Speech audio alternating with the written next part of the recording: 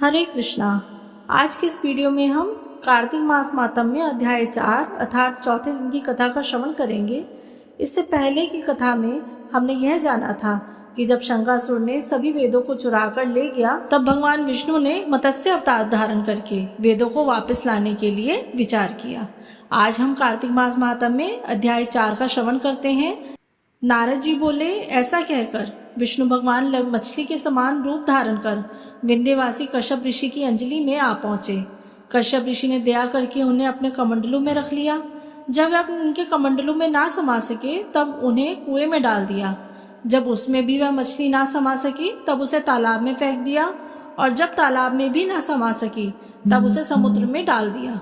वहां भी वह बढ़ने लगी। इसके उपरांत उस नारायण रूपी मत्स्य ने शंखासुर को मारा। तत्पश्चात उस शंख को हाथ में लेकर बद्रिकारण्य में आ पहुंचे। बद्री नारायण में सब मुनियों को बुलाकर आज्ञा दी।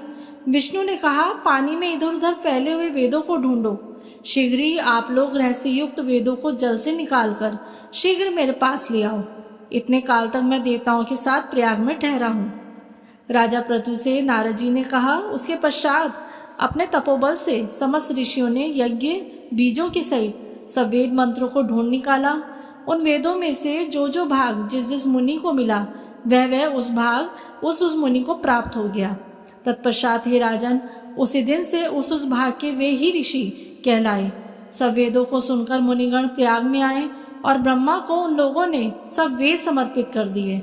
सब वेदों को पाकर ब्रह्मा जी बड़े प्रसन्न हुए और तुरंत ही उन्होंने देवता तथा ऋषियों के साथ अश्वमेध यज्ञ किया। यज्ञ के अंत में देवता, गंधर्व, यक्ष, नाग और गुह्यक गण विष्णु को भूमि में दंडवत करके प्रार्थना करने लगे।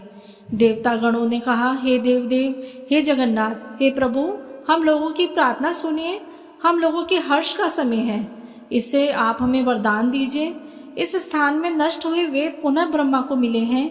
हे लक्ष्मीपते, आपकी अनुकंपा से हम लोगों को यज्ञ का भाग भी यहाँ मिला है, इसलिए यहाँ स्थान आपके प्रसाद से आज से पृथ्वी पर सर्व प्रधान पुण्य को बढ़ाने वाला, मुक्ति और भुक्ति को देने वाला होवे। ब्रह्म इत्यादि महान पापों का नाश करने वाला आज का यह समय भी परम पवित्र और अक्षय फलदाता हो, ऐसा वरदान हम लोगों को दीजिए। श्री विष्णु भगवान ने कहा, आप लोगों ने जो भी कुछ कहा वही हमारा भी ध्येय है। जैसा आप लोगों ने मुझसे कहा है वैसा ही यह ब्रह्म क्षेत्र जगत प्रसिद्ध होगा। सूर्यवंश में उत्पन्न राजा गंगा जी को यहाँ पर लाएंगे और गंगा जी का सूर्यपुत्री यमुना जी के साथ यहाँ पर संगम होगा। आप लोगों तथा समस्त ब्रह्मादिक देवताओं के साथ मैं भी यहीं पर रहूंगा और यह स्थल तीर्थराज के नाम से प्रसिद्ध होगा। यज्ञ, दान, व्रत, हवन, जप और पूजादिक कृत्य यहाँ पर सदा अनंत फल देने वाले और मोक्षदायी होंगे। 7 जन्मों के लिए हुए भ्रम इत्यादि महापाप भी इस तीर्थराज के दर्शन मात्र से उसी समय नष्ट हो जाएंगे। जो बुद्धिमान मनुष्य मेरे सन्निकट शरीर त्याग करेंगे वे ही मेरे शरीर में मिल जाएंगे, फिर उनका पुनर्जन्म नहीं होगा। जो प्राणी यहाँ अपने पितरों के उद्देश्य से श्राद्ध करेंगे उनके भी पितर साक्षात मेरे समान रूप वाले हो जाएंगे। यह समय भी समस्त प्राणियों को महापुण्य फल देने वाला होगा। जो लोग इस तीर्थराज में मकर राशि के सूर्य माघ में स्नान करेंगे उनके समस्त पाप नष्ट हो जाएंगे। मकर की संक्रांति होने पर माघ मास में प्रातःकाल स्नान करने वालों के केवल दर्शन मात्र से सब पाप भी नष्ट हो जाते हैं, जैसे सूर्य के तेज से अंधकार का नाश हो जाता है।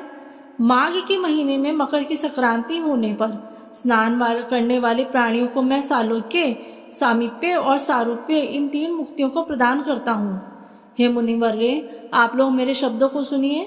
मैं सर्वत्र व्याप्त रहता हुआ सर्वदा बद्रिकारण्य में निवास करता हूँ। अन्यत्र सैकड़ों वर्ष तप करने पर जो फल प्राप्त होता है वही फल यहाँ एक दिन में मिल जाएगा। जो महानुभाव मेरे उस स्थान अर्थात बद्रिकाश्रम का दर्शन करेंगे वे जीवन मुक्त हो जाएंगे और उनके समस्त पाप नष्ट हो जाएंगे। श्री सूत जी बोले, इस तरह विष्णु भगवान उन सब देवताओं से कहकर ब्रह्मा जी के साथ ही अंतर ध्यान हो गए और इंद्रादि देवगण भी अपने अंशों को वहीं छोड़कर अंतर ध्यान हो गए।